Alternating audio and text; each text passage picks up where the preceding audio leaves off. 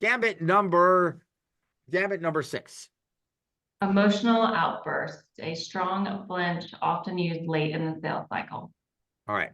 So this one happens when usually this happens when they don't get their way with a normal flinch. We talked about the normal flinch being, this is a much stronger flinch. Oftentimes they become emotionally revved up.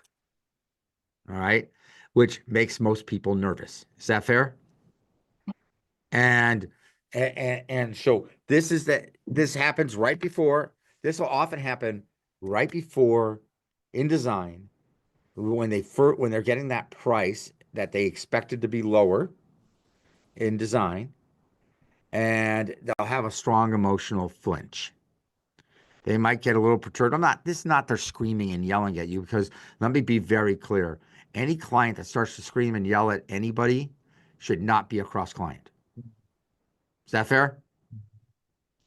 Right? We're not going to put our people in that position. That's not the right. We don't need those. We don't need those people as clients.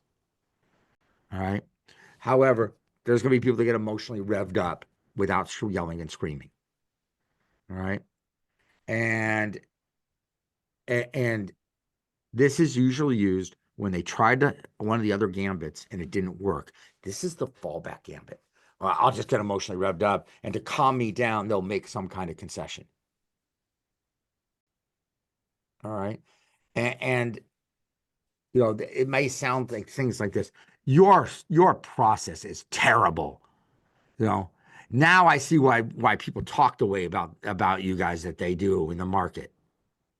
And they expect you to get emotionally revved up, and for you to get desperate enough to allow them to leverage you into some type of concession.